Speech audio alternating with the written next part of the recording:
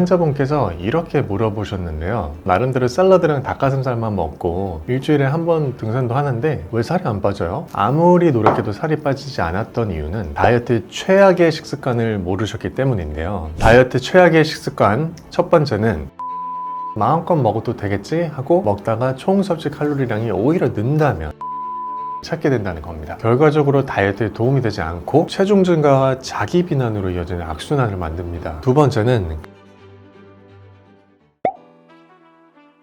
원장님, 저 정말 답답해서 찾아왔어요. 2년 사이에 순식간에 20kg가 쪘어요. 얼마 전 저희 병원 찾아오신 환자분의 첫 말이었는데요. 이분은 젊은 시절에 항상 50kg대를 유지하셨고 출산 후에도 몸 관리를 잘 해왔던 분이셨다고 해요. 그런데 2년 전부터 갑자기 살들이 무섭게 불어난 거죠.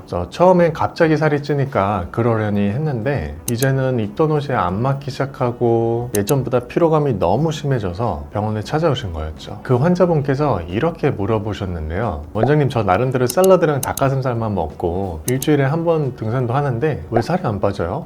그런데 상담을 하면서 환자분 생활 습관을 꼼꼼히 점검한 결과 뜻밖의 사실을 알 수 있었습니다. 이 분께서 아무리 노력해도 살이 빠지지 않았던 이유는 흔히 관가하기 쉬운 다이어트 최악의 식습관을 모르셨기 때문인데요. 많은 분들이 음식 자체에는 관심이 많으시지만 식습관의 중요성에 대해서는 관가하시는 것 같아요. 사실 상담을 하다 보면 이런 분들이 정말 많으세요. 이런 분들은 공통적으로 식단도 하고 운동도 한다고 하시는데 정작 중요한 식습관에 대해서는 신경 쓰지 않고 계셨던 거죠. 그래서 오늘은 다이어트 최악의 식습관 3가지에 대해 말씀드려보려고 합니다. 이 3가지만 알아도 살이 찌는 이유를 완벽히 바로잡을 수가 있을 거예요. 다이어트 최악의 식습관 첫 번째는 간식입니다. 조그만 거 먹어봐야 얼마나 찌겠어. 식단하고 있으니까 간식 정도는 괜찮겠지? 이런 생각하시는 분들이 많을 것 같은데요. 그런데 이 간식이 단순히 살만 찌게 하는 게 아니라 우리 몸의 대사와 식욕 조절까지 혼란을 준다는 거 알고 계셨나요? 여러분들 좋아하는 간식에 뭐가 있을까요? 먼저 빵이나 케이크를 빼면 섭섭하죠. 오죽하면 밥 배 따로 디저트 배 따로 하시면서 밥 먹고 꼭 디저트를 드셔야 한다는 분들도 있잖아요. 이런 디저트류는 단순당이 가득합니다. 먹으면 혈당을 순식간에 올리게 되죠. 혈당이 오르면 우리 몸은 인슐린을 분비하게 되는데 이 과정에서 혈당이 다시 급격히 떨어지게 되거든요. 이 현상을 혈당 스파이크라고 하고요. 흔히 하는 말로 혈당이 롤러코스터를 탄다고 하죠. 여러분, 롤러코스터를 탈 때 어떠세요? 심장이 두근두근하고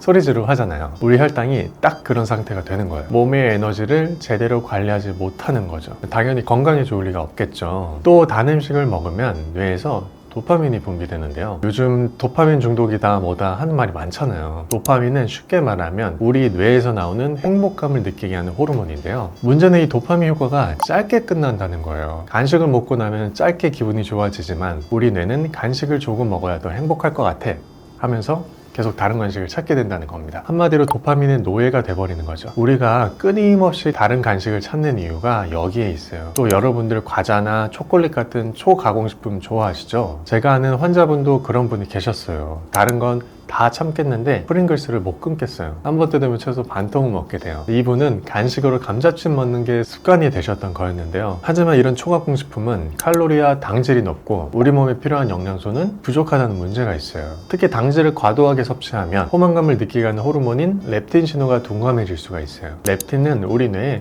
그만 먹어도 돼 라고 신호를 보내주는 역할인데 당질이 렙틴의 정신을 어지럽게 만드는 거예요. 결국 먹어도 배가 부르지 않고 뭔가 부족한 것 같은데 라는 느낌이 들게 되는 거죠. 그렇다면 모든 간식을 다 끊어야 할까요? 현실적으로 그건 어렵겠죠.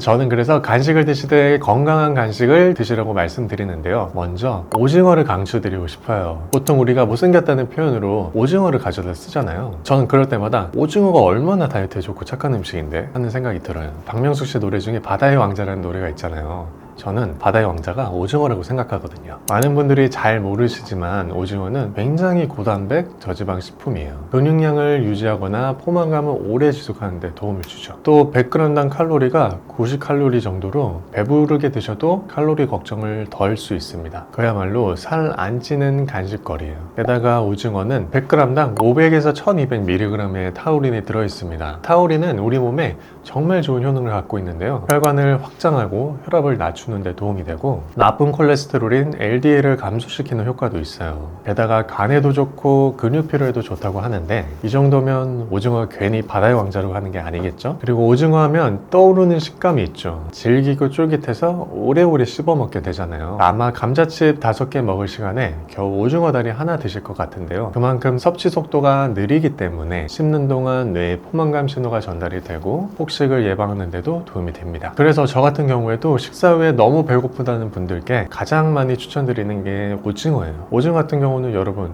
식사 사이사이 일할 때 간식으로 드실 수도 있죠. 단 콜레스테롤 함량이 좀 있기 때문에 너무 많이는 드시지 않는 게 좋습니다. 저는 개인적으로 반건조 오징어 있죠. 너무 바짝 마르지 않은 약간 살집이 있는 오징어를 프라이팬에 구워서 드시는 것을 추천드립니다. 오징어에 대해 더 궁금하시다면 제 예전 영상을 참고하면 좋을 것 같습니다. 그 영상에 다이어트에 좋은 음식들을 많이 추천했으니까 꼭 한번 확인하시길 바랄게요. 두 번째는 간헐적 단식입니다. 원장님 언제는 간헐적 단식이 좋다면서요. 벌써 이런 얘기가 들리는 것 같은데요. 물론 간헐적 단식은 제대로 실천하면 다이어트 꿀팁이 될 수도 있어요. 하지만 잘못 이해하고 실천하면 간헐적 단식은 오히려 다이어트 최악의 식습관이 될 수도 있습니다. 간헐적 단식의 기본 원리는 먹는 시간을 제한하는 데 있는데요. 이 문제는 시간을 제한한다고 해도 총 섭취 칼로리가 오히려 늘어난다면 결과는 체중 감량 효과가 없게 됩니다. 이건 한 달 동안 돈을 아껴 쓰겠다고 다짐해 놓고 소비 횟수는 줄였지만 한 번 쓸 때 뭉텅뭉텅 쓰는 것과 같아요. 결과적으로 저축이 안 되는 거죠. 아니면 여러분들이 하루에 16~8 간헐적 단식을 한다고 생각했을 때 하루 24시간 중에 16시간 단식을 잘 지켰지만 8시간 안에 오히려 더 많이 몰아서 드신다면 다이어트 효과를 크게 못 볼 가능성이 큽니다. 나는 간헐적 단식 중이니까 마음껏 먹어도 되겠지 하고 먹다가 총 섭취 칼로리량이 오히려 는다면 이거는 실패하는 간헐적 단식입니다. 또 간헐적 단식에서 공복 상태를 오래 유지하다 보면은 우리 몸은 스트레스를 받게 됩니다. 특히 공복이 길어질수록 우리 뇌는 단 음식이나 고지방 음식을 더 원하게 되는데요. 당 땡긴다 빨리 뭐라도 먹어 하고 우리 뇌가 외치는 거죠. 이러면 간헐적 단식이 오히려 폭식의 촉진제가 되는 겁니다. 또한 간헐적 단식을 하면서 충분한 단백질을 섭취하지 않으면 체중은 줄어들 수 있지만 근육량이 빠지게 될 위험이 있어요. 이렇게 되면 또 기초대사량이 낮아져서 결국 체중 감량은 더 어렵게 되는 거죠. 결국 이런 잘못된 방법의 간헐적 단식들이 다이어트엔 최악이 될 수 있는 겁니다. 그렇다면 올바른 간헐적 단식은 어떻게 해야 할까요? 간헐적 단식은 할 때 단식 시간만 제한하는 게 아니라 섭취 칼로리도 줄이는 계획이 필요합니다. 또 너무 공복 시간을 길게 가져가지 않고 내게 맞는 적절한 공복 시간을 가져가시는 게 중요합니다. 그리고 식사 시 충분한 단백질 섭취도 중요하겠죠. 또 간헐적 단식하면서 운동을 병행하실 때는 잘못하면 근육까지 태워버릴 수 있기 때문에 너무 고강도 운동을 피해 주시고요. 가볍게 걷기나 요가처럼 중강도 운동을 해주시는 것을 추천드릴게요. 그리고 또 이게 정말 중요한데요. 바로 단식 후 첫 끼니에요. 공복 끝났으니까 치킨 가자! 하는 순간 이건 간헐적 단식이 아니라 간헐적 폭식이 돼버리는 거예요. 단식 후 첫 끼니는 몸의 에너지를 회복하는 가장 중요한 끼니거든요. 그래서 첫 끼로 혈당 스파이크를 발생시킬 수 있는 단순당이나 정제탄수화물 드신다? 그럼 몸에서는 또 난리가 날 수 있는 거죠. 반드시 단백질이 포함된 균형 잡힌 식사를 하길 추천드릴게요. 또 가장 중요한 건 간헐적 단식 자체가 몸에 맞지 않는 분도 계실 수 있는 건데요. 남들이 이 신발 좋다고 샀는데 내 발에는 안 맞을 수 있는 거잖아요. 간헐적 단식을 했을 때 나랑 잘 안 맞는 것 같다 하는 피로감이나 변화가 느껴지신다면 간헐적 단식을 바로 멈춰 주셔야 한다는 거 잊지 않으셨으면 좋겠습니다. 다이어트의 최악의 식습관 세 번째는 스트레스성 폭식입니다. 사실 상담을 하다 보면은 스트레스 없는 분 없으시잖아요. 스트레스 때문에 음식 찾는 분들이 정말 많이 만나게 되는데요. 요즘 시대가 예전보다 물질적으로 풍요로워졌지만 정신적으로는 더 힘들어졌다는 얘기 많이들 하시잖아요. 저는 참 그 말이 100번 공감이 되고 환자분들이 이야기를 들을 때마다 안타까울 때가 많은데요. 예를 들면 이런 얘기를 해주신 분들이 있었어요. 일이 끝나면 스트레스를 풀 데가 없어요. 고생했으니까 이 정도는 괜찮겠지? 생각이 들어요. 하고 나한테 주는 보상으로 야식을 시키는 게 습관이셨다는 거죠. 또 다른 분은 인간관계 때문에 스트레스를 받으신다고 하시면서 회사에서도 친구 사이에서도 심지어 가족 때문에도 스트레스 받아요. 이럴 때 먹는 게 유일한 위로인 것 같아요 라고 말씀하시더라고요. 사실 저도 그렇고 워낙 많은 분들이 여러 관계에서 스트레스를 받기 때문에 저도 마음이 아프기도 하고, 그래서 절대 드시면 안 된다 하고 말씀드리기가 쉽지 않은데요. 하지만 스트레스로 인한 폭식은 결과적으로 다이어트에 도움이 되지 않고 결국 체중 증가와 자기 비난으로 이어지는 악순환을 만듭니다. 그렇기 때문에 저희 채널 구독자분들이라면 이 스트레스를 똑똑하게 극복해 나가셔야 한다고 말씀드리고 싶은데요. 제가 또 건강한 의사잖아요. 여러분의 몸도 마음도 건강해질 수 있도록 올바르게 이끌어드리는 게 제 역할인 것 같거든요. 그래서 저는 스트레스 해소를 위한 방법으로 자기 자신에게 집중하자라는 걸 말씀드리고 싶은데요. 특히 우리나라가 더 그런 것 같은데, 많은 분들이 자신이 아닌 타인의 기준에 삶을 맞춰 살려고 하시는 것 같아요. 남 눈치를 너무 많이 보는 거죠. 그러니까 더 스트레스를 받을 수밖에 없죠. 그래서 제일 먼저 삶의 기준을 남이 아닌 나에게 두시고요. 내가 원하는 건 뭘까를 생각해 보세요. 다른 사람의 시선과 평가에서 벗어나 나에게 집중하는 시간을 가지는 거예요. 이게 폭식을 막는 가장 첫 번째 단계입니다. 그리고 나서 자신에게 집중하기 위한 구체적인 활동들을 하는 걸 추천드리는데요. 먼저 운동은 스트레스 해소를 위한 가장 효과적이고 똑똑한 방법입니다. 운동을 하면 뇌에서 엔돌핀과 세로토닌이라는 행복 호르몬이 분비되는데요. 이 호르몬들은 몸을 편안하게 만들어주고 기분을 좋게 하는 데 큰 도움이 되죠. 또 운동을 하면 다양한 호르몬이 상호작용해서 체지방 감소, 근육 성장, 스트레스 해소 등의 효과도 있어요. 운동 방식이나 강도에 따라서 호르몬의 반응이 달라지기 때문에 내가 어떤 목표를 가지고 있느냐에 따라서 적절한 운동을 선택하신다면 더욱더 효과적이실 거예요. 저 역시도 아무리 바쁘더라도 일이 끝나면 꼭 1시간씩은 운동을 하려고 하는데요. 운동이 좋다고 얘기해놓고 건강한 의사인 제가 운동을 안 하면 안 되잖아요.